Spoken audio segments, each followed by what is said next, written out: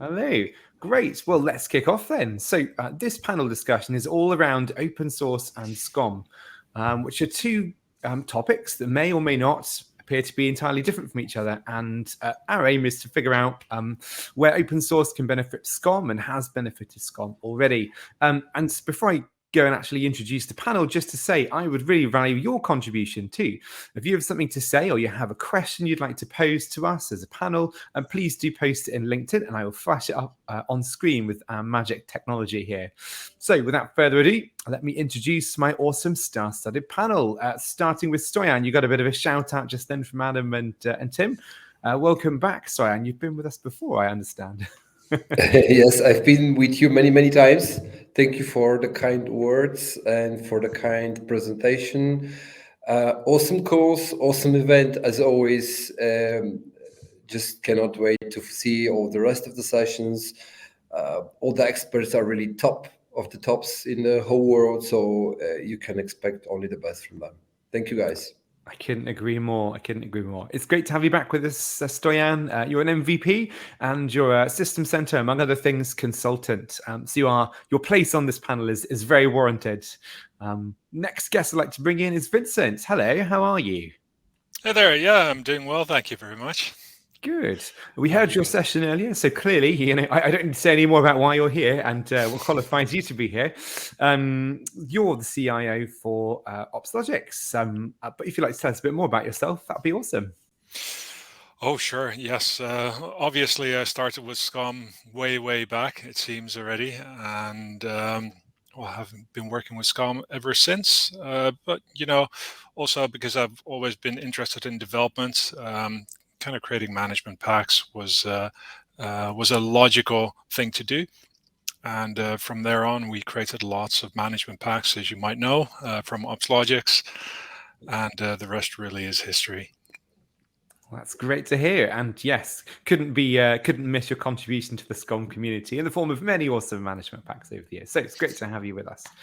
Then we have Adam, who you will know because you've been here comparing for us this morning. But for those who missed your introduction at the beginning of the day, would you like to introduce yourself? Yeah, sure. Thanks, Bruce. I'm Adam, VP Innovation here at Squared Up. I work across the company on all sorts of different things, but in the last couple of years, I've been mostly focused on our new SaaS platform, which of course where you can sign up and win a great t-shirt for. But yeah, I work on a lot of stuff. I'm still involved quite heavily in things like our demo labs. As I said earlier, sort of building SCOM environments recently and various things. So not necessarily an expert on any one thing anymore, but certainly a little bit about a few things. So hopefully I can share some of that knowledge today. Well, I think that qualifies you to be part of this panel because that basically means you've got experience of a breadth of tech and not just SCOM, which is entirely valid in discussion on open source software at the end of the day.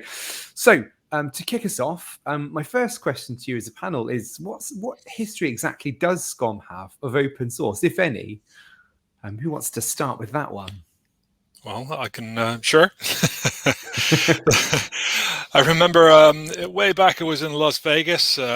First of all, Microsoft never really wanted to support Linux in their monitoring environment.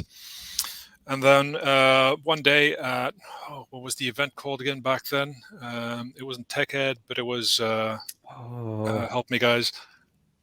Was it System Center Universe or the? No. That was a spin-off. Oh my goodness. It was a spin-off. I know what you're thinking of, but I can't think of the name. Google will help me later. Yeah.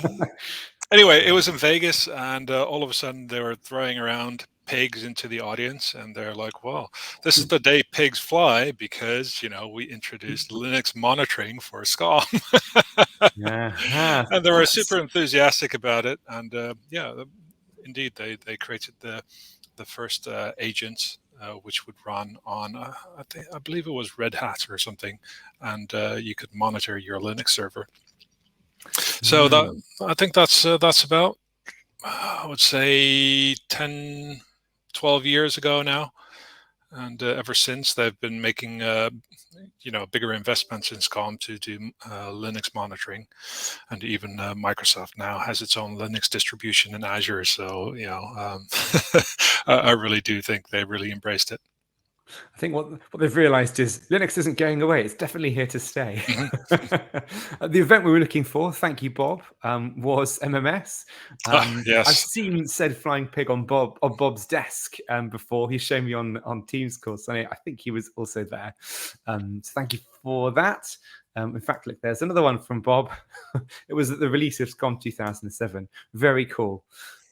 So as far as open source is concerned, clearly, Linux is here to stay.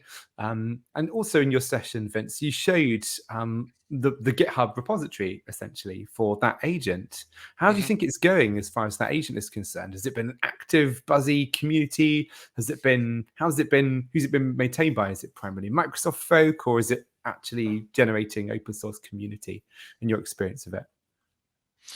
Well, they've been changing around the agent so much. I haven't been working as much with it as Jonas has, he's more up to date on that. But my experience with the development of the agent is they created an agent. They weren't all that happy with it, so they adopted the OMI stack for it, which they implemented in it, and which was great because you could write your own providers for the agents. And then now they're changing it around again. A while back there wasn't that much development on the agent, and I think that was due to the big push to Azure. And also, I think they were more focused on getting agents into Azure. And now that you can see that the adaptation of Azure has been quite large, they've been focusing their attention on other things again. People who want to stay on premise basically, or hybrid, or those kind of things. But one of the things which if I was found lacking in the agent is that you always it's not like a Windows agent. It always reports back to the management server, and that's where the real workload is. Unlike the Windows agent, which takes a bit of CPU cycles from the Windows server itself. Yeah, you're not the first person to have told me that. That whenever you get to a customer site and they've got a large deployment, and you ask about what's the makeup of Windows versus Linux, and you hear that exact story. I'm sure, Stoyan, as a consultant, you have plenty of experience in that area. Yeah, that's right. Even together with one of the attendees here, with Samir, we wrote 2 serious, let's say, blog posts on the topic. What's the difference between the Windows and the Linux agent? And it's basically what Vincent already mentioned. The one is active agent, and the other is more or less a passive one. Makes sense. We do actually have a session on differences between different types of agents later from Wei Hao Lim, from memory it is. That's this afternoon. So if you're interested in the differences and the nitty gritty, that's the session for you. There's architecture diagrams and all sorts in that session. Yes. That's cool. I would say personally, when we spun Cookdown out of Squared Up, we did take a stab at some open source stuff. There's the community management pack catalog. I know, Adam, you were somewhat involved in that back in the day. How involved were you? Just out of interest, Adam. Well, not massively, apart from enthusiastically. Apart from my enthusiasm for when we launched it, I think we. Open source is very powerful. One of the biggest challenges is often building that community, building that group of sort of core contributors, keeping things up to date, keeping things relevant. Who owns it is often then the question: who has to make a change, and it kind of is everybody, right? Everybody kind of owns it. And I think with the community management pack catalog, it was a great idea, an open source way to bring people all of the add-ons they would need for SCOM, all the management packs. It was a great way of, like, especially if you're learning about SCOM, seeing what's available, what can I try for free, what monitoring solutions are out there, how can I extend SCOM. So yeah, I mean, initiatives like that are always very powerful. I think sometimes there's maybe a bit of a clash with how enterprises look at open source, in that they're investing heavily in System Center. I guess they don't want to invest heavily in supported vendor-issued management packs, but enterprises tend to take that approach. I think sometimes that's the struggle I've seen with open source, especially with enterprise. desire not to even use it, right? They want to pay somebody to look after something, to maintain it, to update it. Do any of you observe that kind of pattern in other big companies? Yeah, certainly. Definitely, companies feel extremely uncomfortable if they don't have a support contract in place. Yeah. Or that's yeah, at least that's my general experience. I echo that experience. It was really interesting. I was at KubeCon really recently. Kubernetes is probably the biggest open source project there ever has been, and it obviously is absolutely massive, maintained by thousands of people. But there was. It feels like sort of tech is divided down the middle, where you've got your sort of enterprisey type customers on one side that expect a support contract and want that safety net, and then the other side of things are the companies that are more interested in taking risks and contributing themselves. That rather than having a support contract, they'll hire an engineering team to actually contribute to open source projects, so they can fix their own issues, essentially, which is fantastic. But it really does feel like a 50-50 divide. So kind of bringing it back to SCOM, what sort of hope do you think open source has in the world of SCOM? Given we're talking about Microsoft, we're talking about enterprise. Well, if you look at SCOM, there's no other product really which does such holistic monitoring, I think. If you look at all the other products out there, which are a lot of them are open source, but you'll also have things like Solar Wind, which maybe be a second to SCOM. I think it's more lightweight, but they all have their own focus on a particular area, so networking or servers or applications. So I don't really have, I still have to find a product out there which which does so much at the same time and can monitor so holistically as SCOM. I think you might be looking for a long old time. Yeah. Honestly, with the Linux agent and the fact agentless monitoring with SCOM, you can. It's highly extensible to get it to monitor any old technology. So that does make total sense. Stoyan, did you want to say something? So you unmute yourself there. I just wanted to say, when I hear open source and SCOM, the first thing I think of is our older management packs that are out there, and they're really countless community management packs which are open sourced, which you can use. Of course, Kevin has them all. For example, Kevin's management packs most of them are even not sealed. So you can alter them, meet your requirements, and adjust them as you need them. So I think it's really cool stuff. I have done this on a couple of occasions. And for me, open source is I can take his solution, adjust it to my needs, and use it also to cover my monitoring requirements. So yeah. Maybe that's a big thing. Maybe that's the thing about SCOM, that it's so extensible by third parties that makes it so great. There are other open source platforms out there. Like now, Prometheus is becoming very popular in the Kubernetes environment, but that's the only thing it really does. If you still want to monitor your whole environment, then you still need something else. And indeed, like Stoyan said, you take other people's management packs or third party management packs and you implement them in SCOM. It's interesting you mentioned Prometheus. I've been thinking about Prometheus quite a bit recently. Again, going back to my experiences at KubeCon recently, it seems like every tool there used Prometheus as its de facto place to stick metrics, but it just felt like it was slowly becoming everywhere. I was looking at it recently from the perspective of priorities, from how much effort do we invest in the plugin for Prometheus for our cloud products, and was looking at data points and how adopted Prometheus is in our customer base, and it really did feel like it was at the fringes. It's growing in its adoption sort of wildly, but is not yet at mass adoption. Be really interested to hear from anyone out there that's watching this, whether they've got Prometheus, what their views are on it. But it did seem like not yet, but soon, and so we have SCOM, which makes total sense. Yeah. Well, if you have Kubernetes, then you know, Prometheus is kind of integrated very tightly into Kubernetes already. So basically, you know, if you want it or not, then you're getting it. You might as well. We see with a lot of our customers that it's not quite as clear cut as this, but there tends to be kind of two camps. There's the people who want to monitor everything with one tool, and that's where SCOM is typically the winner, because like we've said, like you can monitor pretty much anything you want with SCOM, whether it's available yet or not, right? You can build something yourself, or there's the like lots of small teams, each with their own individual best-in-class tools.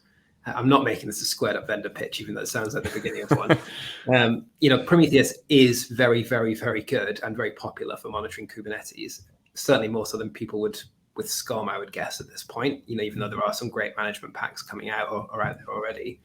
But yeah, a collection of best-in-class tools often works if you've got a collection of people looking after something. But if you have a team focused on monitoring an entire enterprise, you know, SCOM is still the way to go for that. And I think where open source helps is sometimes those teams who rely on SCOM and are like the backbone of business monitoring, if they want to spend a ton of money on some new management pack and they don't have the support on SCOM, open source is often like a really valuable addition there, because it tends to be either, you know, there's lots of free things, community things, cheap things. Often the support that big enterprises want is the expensive bit. But if the team isn't well supported from their management or whatever, they need to use SCOM. It's not necessarily seen as the big flashy solution. Open source can be the winner, I think, for a lot of teams sort of suffering to keep SCOM alive. You can make it do some awesome things with community help in that respect. I do think they complement each other, though, because what you see a lot in large companies, especially, is that they have SCOM as their primary monitoring tool, pretty much as alerting tool, and then you have like secondary monitoring products, which helps the different teams to do more in-depth monitoring for whatever they're interested in. So yeah, I do think there still is synergy. You can have multiple products, but and without one clear winner. Yeah, and I think that's absolutely fine. At the end of the day, what's the problem with that? Oh no, definitely, yeah. Yeah, that sounds like a good place to be. Stoyan, what are your views on Prometheus particularly? Interested to hear those. I'm sure you've come across it multiple times. I have come across it multiple times. Sadly, I have never touched it with SCOM. And what I can tell so far is that I think generally Prometheus and Kubernetes, those are areas where the community would like to see more improvement, more things going on, more management packs, more solutions, and I think it will benefit everybody. Of course. But currently, I don't have much experience with that, simply because I've never touched it from the SCOM side. That makes sense. To be honest, I'm really starting to get into it. You know, there's lots of there's a tool for everything, and then there's another tool for everything, and then there's another tool for everything, and the learning can go on forever. And that's no bad thing, but it does, you know, sometimes mean I have to be honest and go, look, I just don't know about this one, which is fine. So I'm interested to move on a little bit. So we've talked a bit about open source in the context of SCOM, but are there other areas where you guys can think of Microsoft using open source well for other products of theirs? I actually have no answer off the top of my head for this one, by the way. So the answer might be no. .NET, maybe. .NET. Yeah. Sourced that a while ago. Satya brought that in, I think. Open sourcing things. Bill Gates hated it. You know, that kind of stuff. Satya Nadella kind of made a change a decade ago, a little bit more embracement, but still only on things that don't make them lots of money, I guess. So. I think .NET's an interesting one, because directly, that doesn't make them directly any money, but it's like core to so much stuff that both they produce and vendors produce, and it's been out there for sort of 15 years. So that one is a good logical fit. That one does make sense. How about Visual Studio Code? It's open source. I'm not sure if it's open source, but everybody who writes Node.js or has anything to do with web development uses code. So I think that's that's huge for Microsoft, because before, anybody involved in the Linux, or who was in the Linux world, was allergic for anything Microsoft. And this product kind of changed that, I think. Also PowerShell for Linux, that's becoming more popular now, and indeed .NET. But I think it's slowly kind of creeping into open source, and the other way around too. That's interesting you mentioned PowerShell.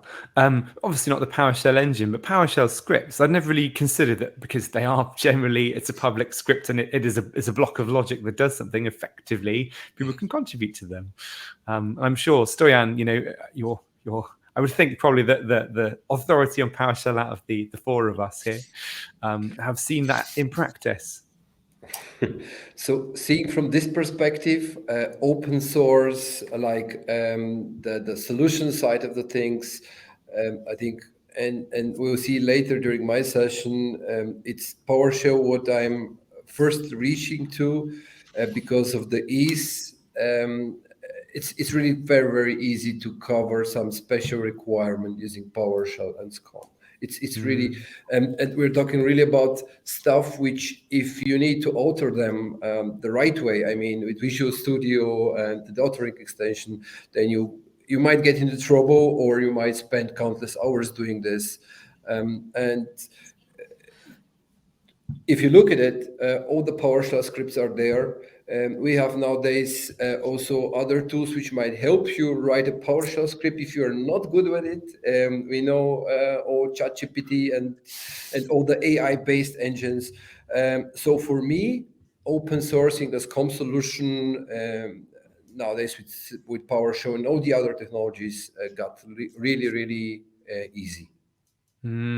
Should have had a session, a panel discussion on generative AI and SCOM, because that's a whole rabbit hole I could spend hours down.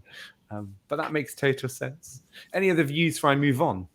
You could probably make a case that Microsoft acquiring GitHub is a good sign of them sort of adopting open source as the number one world repository of sort of open source code. I don't know what their long-term plans are for that, but that was certainly interesting when it happened. Yeah. Maybe it's just speculation, but Adam, wasn't that because they wanted to implement Copilot for GitHub so you can write code quicker? Yeah. So there's a lot of AI now. Should we use the rest of the time to talk about AI? Yeah, and there's a lot of controversy about kind of what code is whose and that kind of stuff. Yeah, exactly. Yeah. It's a really interesting topic, and it is very powerful. And that would certainly have been a smart move, while not necessarily the sort of like public view I'm sure they want to portray, but certainly it makes a lot of sense. Such as a smart man. Yes, yeah. It was clearly like a 5-year plus bet if that were the case. But yeah, your point, going back to your original point, Adam, that depending on the optics, how you view that could be seen as a move to Microsoft supporting more open source for sure.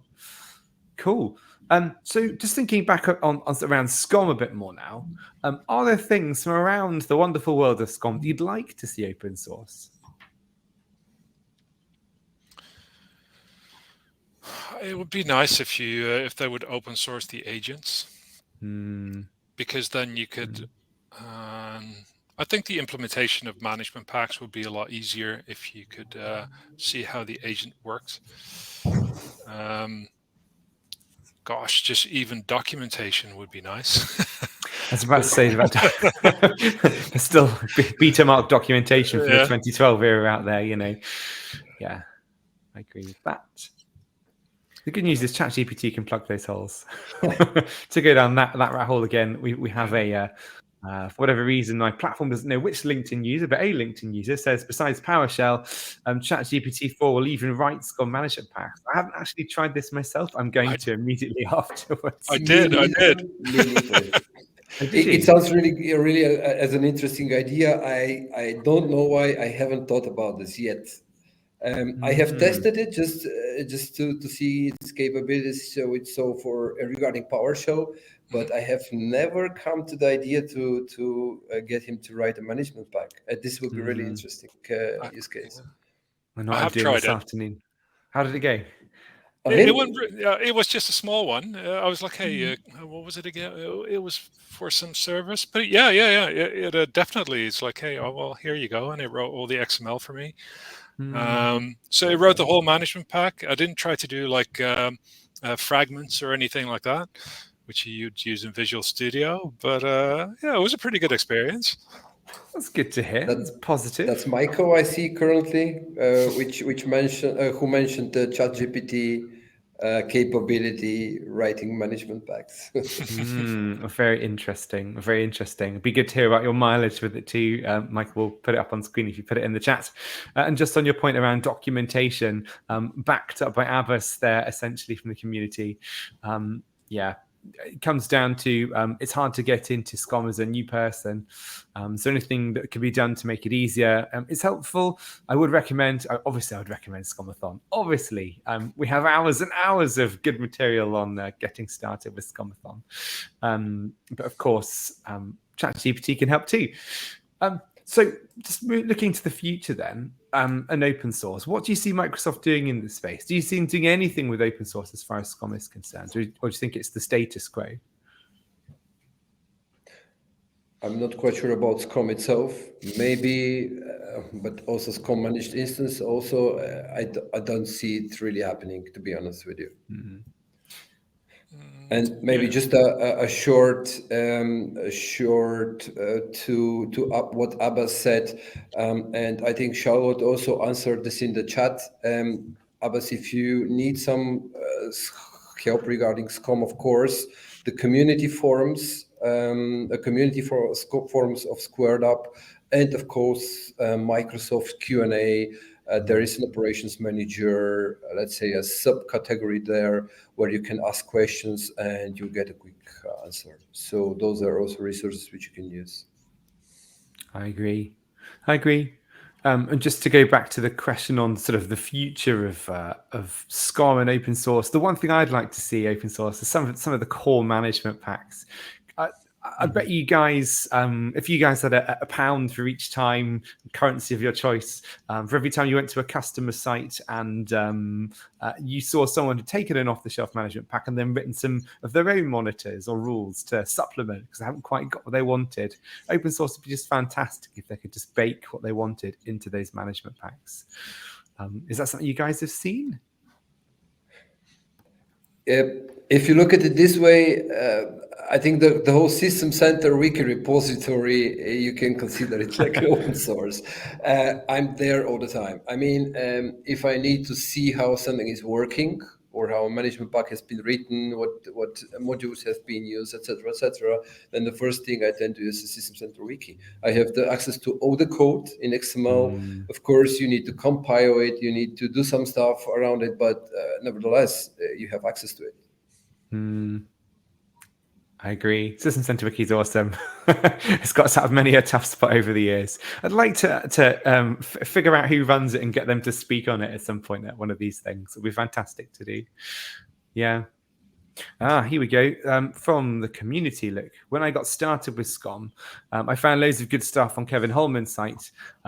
It's a goldmine. I think that is true, essentially. I think if you have got this far and, you know, however many hours we are into SCOMathon and haven't come across Kevin Holman's site, definitely worth looking at.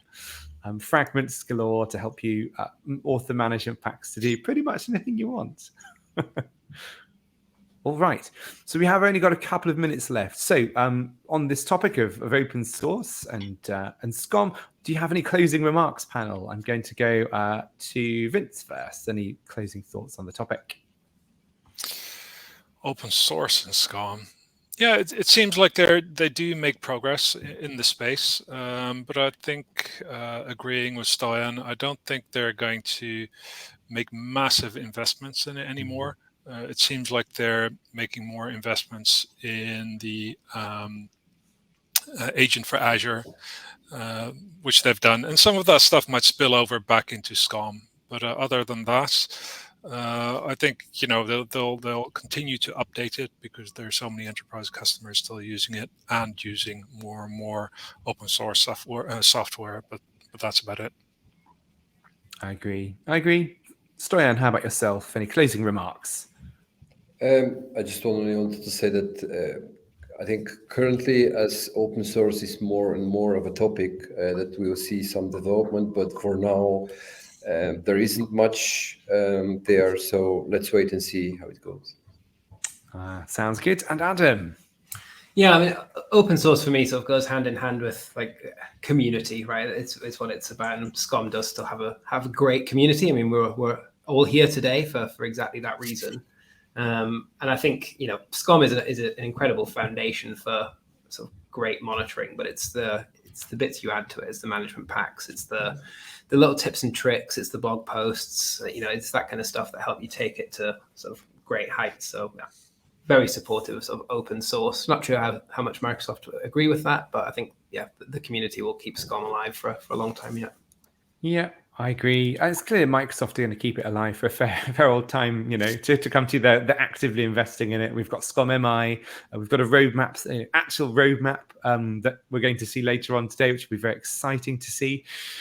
So yeah, I think there's no sort of question mark around what's happening with SCOM exactly. It's just what we would like it to be. And on that note, I think is a good point to say thank you very much to my panel for joining me. So thank you, Stoyan, thank you, Vince, and thank you, Adam. I think we're up going into a break now. Is that right? That's right. All right. 5 more minutes for me. Back to you, Adam.